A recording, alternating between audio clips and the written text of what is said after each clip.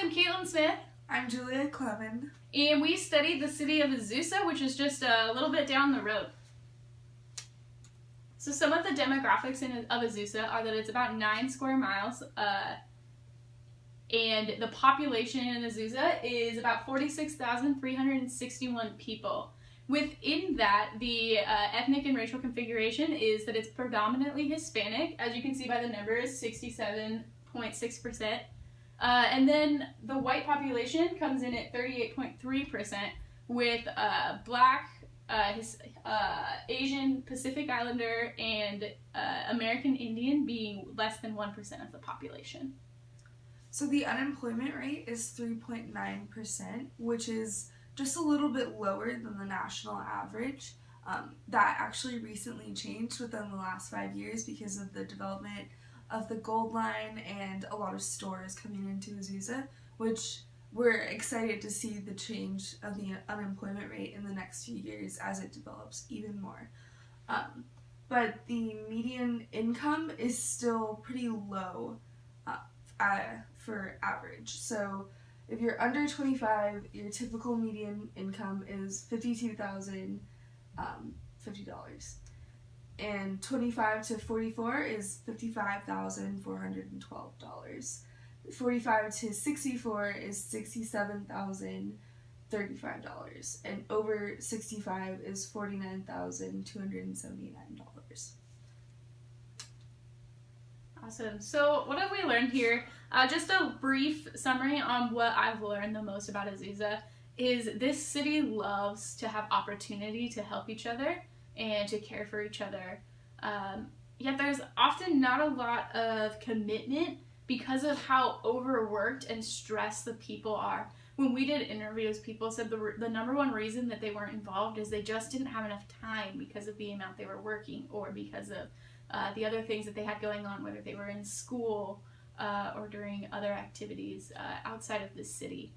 And so we definitely see that there's a heart from leadership to create opportunities for the community to grow together, but a lack of ability for the community to be able to do that. And so that's something we definitely want to think about when we're going into community development. What I learned basically is that Azusa is really proud of what they do and a lot of characteristics about their city. So when we were at first interviewing people and just walking up to them, they were really proud of their diversity. They were really proud of the new developments recently, and they were really proud of their leadership.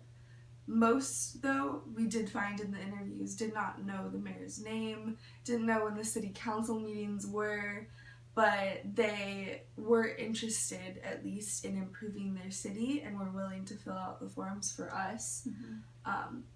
It was pretty easy to get people to fill the forms out, too, so that says a lot about how Azusa sees the need for improvement, but there is a little bit of carelessness in actually following through.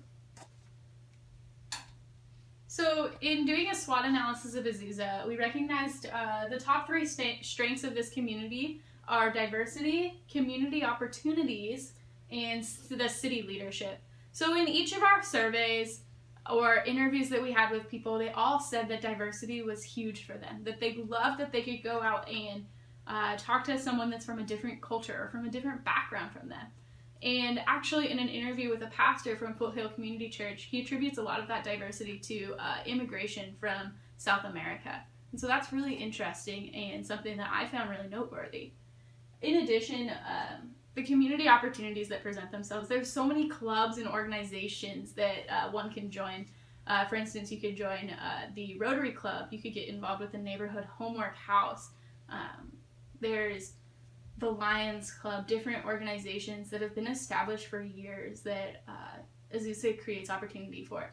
And there's also opportunities to be on boards to provide scholarships for students. And as a student, I would appreciate everyone to join that board because everyone needs help in that area as well. Finally, when we went to our city council meeting, Julia and I both noted just how important it was to recognize the power, the strength, and the ability of the city leadership.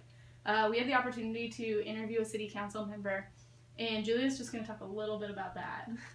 So when we actually first did our interviews, I walked up to a random stranger and he happened to be a city council member and I interviewed him. But he seemed to want to really tell me about the community of Azusa. He was pretty proud. He had a lot of care for what he was saying. He was really passionate. That was really cool to witness, I think, as a younger person. One thing that he did say is that Azusa's demographic, like their main demographic, is people who are 20 to 30 years old. So young adults are their main demographic, and there's almost nothing in the community for young adults. Mm-hmm. But a strength is that he really acknowledges that and they're pushing for it. So I would say, like, with city leadership, they're pretty aware. They may not have the resources right now to push for everything that they know is happening, but they do know it's there and they are trying their best, and that's pretty cool to see out of a city government. Yeah, definitely. So I'm going to talk about weaknesses. Sadly, it was pretty easy to find a lot of community weaknesses in Azusa. One of them being the kind of carelessness or lack of commitment of the citizens of Azusa. So while we did see that the city leadership really cared about what was going on, there was a good amount of our interviews and our surveys that were like, I don't have a lot of time, I don't have a lot of want to go to city council meetings or even know who the mayor is. So that kind of shows that there was a lot of like flip-flop with Azusa citizens, and it's kind of hard to do improvements when you don't have the backing of the people. Yeah.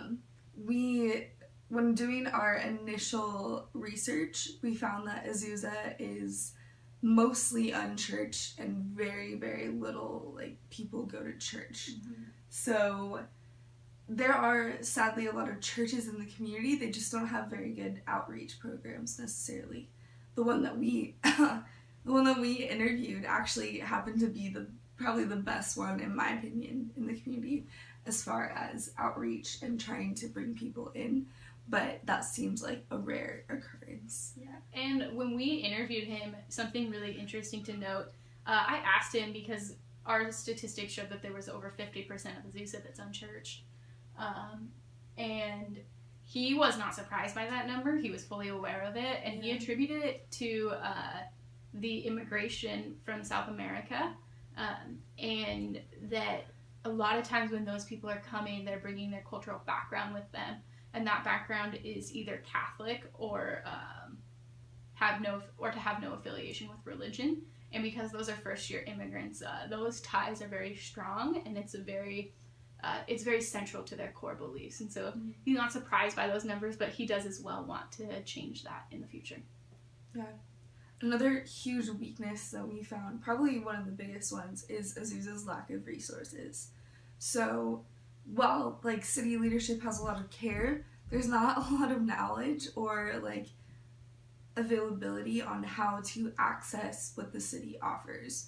Even we had a really difficult time finding information about like mental health centers or health clinics or counseling or even like how to be involved in things. We had to like really search, and that was really difficult. And most of the resources that they offered are actually outside of Azusa, so it wouldn't even be helpful necessarily because a lot of people in Azusa get around by the Gold Line and they don't necessarily have a car, so it'd be really difficult for them to move around. They also have very few resources about how to get low-income housing, and for a impoverished city like Azusa, that's really vital. And that's what most people said in their interviews, that they like would really appreciate more variety of housing because housing there is very expensive typically, and they don't know how to access low-income housing. We had a hard time finding that too.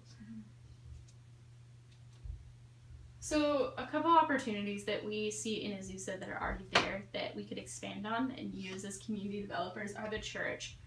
For instance, in the Foothill Community Church, they have so many opportunities that they're presenting for people, especially the homeless population. They do a weekly feed on Saturdays, and I think if community developers could get behind that and provide the funding for additional homeless resources through that church, it would be extremely helpful as just getting a base to start helping with the homeless population.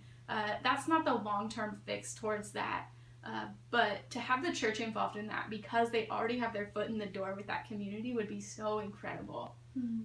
In addition, I did some research on collaborative healthcare, and that's taking the existing community care facility in Azusa that provides primary care and some mental health care, combining those two and expanding it. So there's different grants and opportunities that Azusa could apply for that would allow them to expand that facility and hire additional people and resources so that they could appropriately care for the physical needs of the city as well as the mental health needs in the same facility. And that allows for people with low income to go there as well because most government insurances are accepted at that facility. And with the elder care, while there was a lot of resources for elders, there could still be improvement on how to reach everyone that is an elder, and especially improvement in the housing area. So right now, elders basically have the choice of going into a home or staying like either with their families or by themselves. There's only those two options. And what we would want is a third option where elders have lower housing where they can, housing that's less expensive where they can live on their own if they can take care of themselves so that they're not just out in poverty. The other thing that we saw an opportunity for is the homeless. So we ended up interviewing a police officer when we went to the police station, and he talked about this program that they do where every year they count the homeless in Azusa to keep track of them. And then there's this other program that ships the homeless around like every 4 weeks from church to church during the winter. So for only 4 months of the year, they get transported from church to church in Azusa to kind of keep them out of the cold. Those are the only programs that we found about how to help the homeless in Azusa, and that is listed as one of their biggest problems by almost all the citizens that we interviewed, and the city council member and the church. So we really see an opportunity on how to improve there. Cool. So, like we've talked about before, homelessness is a huge threat to Azusa. So one of the things I learned within my research is the best way to go about homelessness is to identify the people that are chronically homeless. So actually, most people who check into homeless shelters in the United States are there for maybe 2 to 3 days maximum. And so the best way to target homelessness is to identify those of chronic homelessness and reach out to them and personally connect with those people and find out what's the reasoning behind their homelessness. And it's in that opportunity that you get to remove that threat because homelessness is a threat to the city because it adds to the crime and drug and alcohol use of the city, as well as it creates a lack of identity for the city and for the members in it. And there's just a negative stigma when people ask, what do you know about your city? And you say, I know that we have a large homeless population. And so that's definitely a threat and something we really want to target and improve as community developers. The other thing that we found in our research is that homelessness is really connected to mental illness, and Azusa has almost no resources for mental illness, so if they developed that a little bit more, maybe their threat of homelessness would be a little less. So another threat that we found is crime. Azusa has 2 gangs that are fighting constantly, so that is a little bit of a problem for them, mostly the police officers. It hasn't really gotten crazy yet, but they say that it's getting there and it's getting a little worse. So that is one thing that's going on, but the other thing is homeless people usually end up stealing things in the city, and that really affects the businesses and people's sense of safety. The other thing that we found was a threat is the drug and alcohol abuse. So in the lower income houses, it's typically Hispanic families that are immigrants, so they cannot find help in this area, and they're just kind of putting all their money towards drugs and alcohol, and that is really bringing the city down. Yeah, and finally, poverty of Azusa honestly is staggering to me to see that from the range of 18 to 54, 50% of the city is in poverty. And those numbers tell me that there's something that needs to happen. And I believe that improvement will happen with the establishment of the new gold mine and some different businesses that have come in. And as the unemployment rate continues to drop in hopes, I believe that this poverty rate will continue to grow. But in that, we need to be targeting opportunities for low-income housing for people in poverty, and have resources available for those who are using drugs and alcohol to cope, or for those that are suffering from a mental illness. And so all of these really play into each other and build off of each other. And so as community developers, we have to learn how to integrate opportunities and different programs that really assess each of these needs. And we did find with the poverty rates that most people who are living in poverty are single women with families. So it's basically young moms with kids, which is really sad, and they don't have a lot of resources.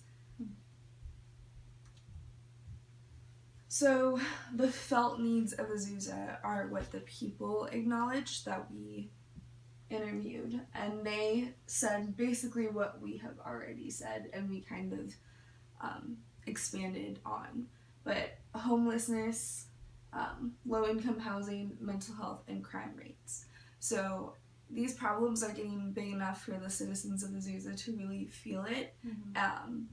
Almost every single person we interviewed or took a survey of, the first thing they said was homelessness, which, if that's the first thing that, I don't even remember how many people we interviewed, but at least 10. At least 10. If that's the first thing that they said, that is definitely a problem for the city. So, as community developers, it's really important to think of the most effective ways to communicate these needs to the community. And as we were in the community, they know that it's a problem, and so I believe that they would be open to change and open to opportunities. So the best ways that we could do that are through social media, especially with the younger population that's in Azusa. I think they're going to be more apt to view something on Instagram or Twitter or Facebook than necessarily attend a separate meeting on top of their busy schedule to hear about these needs. However, to be involved in the city council meetings as a community member is super important, because it helps the leadership of the city at the very least recognize the problem. And at the city council meetings in Azusa, you're given a 5-minute floor to talk about any issues you want. And so a community developer could possibly go every month and talk for at least 5 minutes on these issues to begin to get some headway on developing new ideas and partnering with the community and partnering with existing resources to create lasting change. Lastly, a good way to get out information is through the website. That was probably the most helpful resource when researching Azusa that I found. But most people aren't going to go to the website, but it's there if they need links to certain things that they found on social media or heard about somewhere.